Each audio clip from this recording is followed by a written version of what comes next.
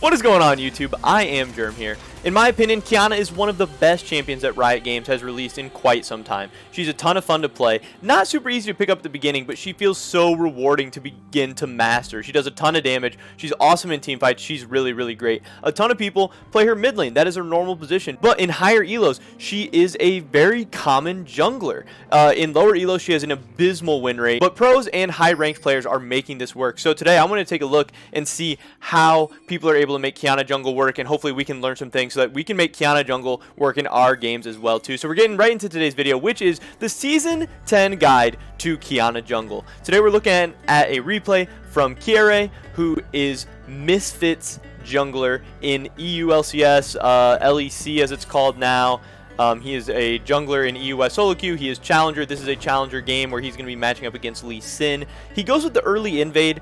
Now this isn't exactly standard. Obviously this isn't going to be able to happen in all of your games, but what is really important and what you can see from this game is that they're looking to make plays early. They're looking to be very aggressive. He's doing one buff, then heading straight into a level 2 gank bottom. And I think this is something that is really, really important every single Qiyana game. I think you need to be trying to get a level 2 gank off. Something key that he does here was he picked up the ice on his way bottom. So that by the time he gets to this bottom gank, he can stun someone and then pick up another Q and hit them with it. And that's how they get the easy first blood. Since he prepped his ice before, by the time he gets to the bottom, it's ice, right into the stun, obviously, and then he gets another Q off, and he has the damage to really explode people on that level 2 gank. He's then going to go ahead and clear the Krug, steal away another camp from the enemy, so he's off to a really nice start, a really nice lead.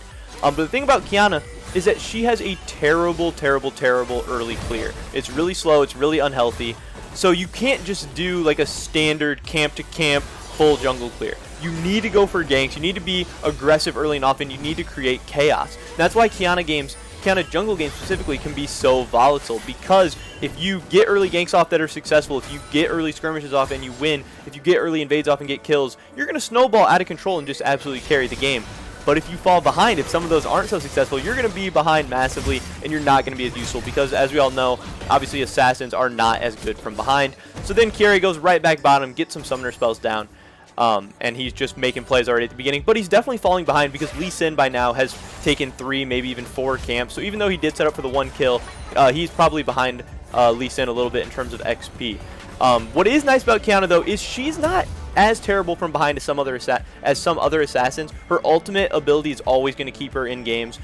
She's going to be useful in the mid game, in the late game with that ultimate. It's always going to be a huge playmaker, where something as like some other assassins, once they don't have the damage to one-shot people, they kind of fall out of favor in the game. While Qiyana is pretty hard to play, has a pretty weak early clear, there are some clear positives to her for sure. And another great thing is that she's very, very fun. So taking a look at kind of the runes, build, all that good stuff for Qiyana while he kind of just walks us through this clear. You can see the clear on the screen now. He goes a pretty standard page of Electrocute, Sudden Impact, Eyeball Collector, Ravenous Hunter, Boots, and Cosmic Insight.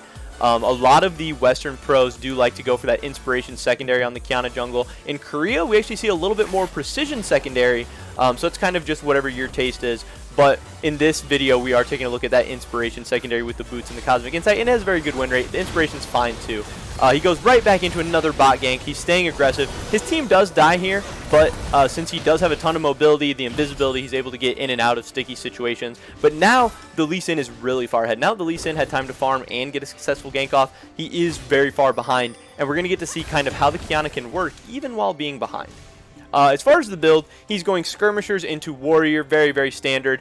And then the second he's getting his boots. It's very standard to go the mobility boots on Qiyana. In this game, he actually does opt for the ninja tabby since he's against a mostly AD team and specifically the Lee Sin jungle. But Mobies, tabbies, merc treads, all very, very good on Qiyana. Very, very situational. But if you just want a cookie cutter build, I would definitely go with the mobility boots. You're looking to fly around the map, make plays, create chaos.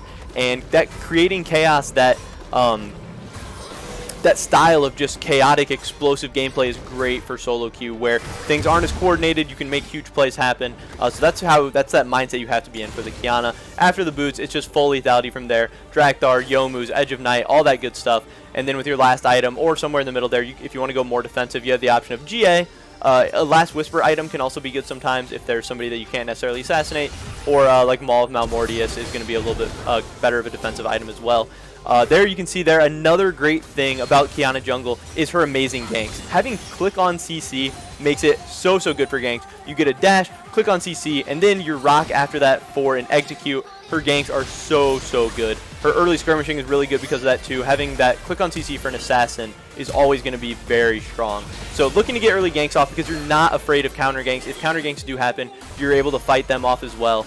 You can see he's gone mid, picked up another kill, then he's gone mid, picked up another kill, then goes to fight the enemy team's jungler. They kill him, so now he's starting to snowball this game, really starting to get out of control. And the first 10 minutes of the game are so important on Qiyana jungle, really on all Qiyanas, but on Qiyana jungle especially. There he does end up going down as he gets a little too aggressive onto the Renekton. He was feeling himself a little bit after picking up a couple kills, pushing his luck. But that's okay, even if you do die, it's at least trying to make those plays. It's so much better on a champion like Qiyana dying, trying to make plays, than just passively wasting your strong early game and just wasting the game away. Also, another reason I think Qiyana jungle is going to be really strong for Season 10 is that dragons and objectives are so important, probably as important as any season ever in League of Legends, and having her ultimate ability as a huge, massive AoE area of effect stun in the dragon pit, in the baron pit, in the river, that's going to make her so strong. There's going to be team fights, a ton of team fights around objectives in the rivers in Season 10, and Qiyana is always going to be one of the best champions for those situations. So I think that is a major reason why a ton of people are going to be trying to fit Qiyana into their team comps any way possible, whether it's mid, whether it's jung, whether it's the bruiser Qiyana top lane build. They're going to be trying to fit Qiyana in, and she's going to be super strong. So yeah, she definitely is a great jungler because of that. Another plus of her being jungle is her hyper mobility. She's able to jump over walls, dash and stuff, and that's always good for setting up creative gank paths. You can jump over the Baron pit wall, you can jump over the Dragon wall, you can jump over the wall between wolves to increase your clear efficiency and speed a little bit. But yeah, again, the only downside really that I think is that she's really hard to play. She is a hard champion to pick up and be good at right away. She's super strong when played in the hands of someone who's mastered her a little bit more, but definitely not an easy champion to pick up. Very difficult to play. That early jungle clear is absolutely atrocious. It's one of the worst clears that I've seen from like a meta jungler. And then like other assassins, she does have a really shitty super late game, like hyper late game, where she obviously is going to fall off because that's just not where assassins shine. But I think there are so many positives about Qiyana jungle that if you are a jungler who really likes assassins and you're looking for something different, more of a team fight oriented assassin, which is really Qiyana's niche, I think that's what makes her stand out from other champions. A lot of assassins aren't as good in team fights, aren't looking to play this play style, but Qiyana is an amazing assassin who can really help out the team great. And that's why I think you guys should consider playing her in Season 10. She's going to take some dedication. She's going to take some time. You're not going to pick up Qiyana jungle your very first game and just carry. We can see that by her having like a 42% win rate in solo queue. And that just seems absolutely abysmal. That seems absolutely troll. It seems like a terrible pick. But pros, challenger players, grandmaster players, high elo players are playing it for a reason. So there's something there. It just takes time, takes dedication, and takes learning the game, learning the champion, learning the situations to get used to it. But if you do take that time and put the time into this champion, the win rates skyrocket the more games you get on Qiyana in both the mid lane and in the jungle. So if you are trying to sink time into a champion, if you are trying to learn something new for Season 10 and get better at something that's really going to pay off, your hard work's really going to pay off, Qiyana might just be the champion for you. But that's pretty much it for this video today, guys. Drop a like if you enjoyed this Qiyana jungle guide for Season 10. Make sure you subscribe to stay up to date on all of my latest videos. We got a ton more guides, tips, different kind of strategies, all that stuff coming to you guys in Season 10. I want you guys to get better. I want to see you guys climb, and I want you guys to achieve new heights and new peak ranks in Season 10. I want us to all get better as League of Legends players. So if that sounds great to you, make sure you subscribe. Definitely check out my Twitch channel. The link for that's going to be in the description below too. Those are the best ways to support me if you like me, if you like my content, enjoy what I do on this channel. My Twitch and my YouTube. Follow and subscribe and all that good stuff are definitely the best ways to support me, and I would appreciate it so much. Leave a comment down below. What do you think about Qiyana jungle? Is there anything I left out of this video that you'd like to know about? If you have any questions, anything like that, I can answer all those questions down below. Yeah, but again, that's pretty much it for this video today, guys. Hopefully I see you real soon in the next video, but until then, peace.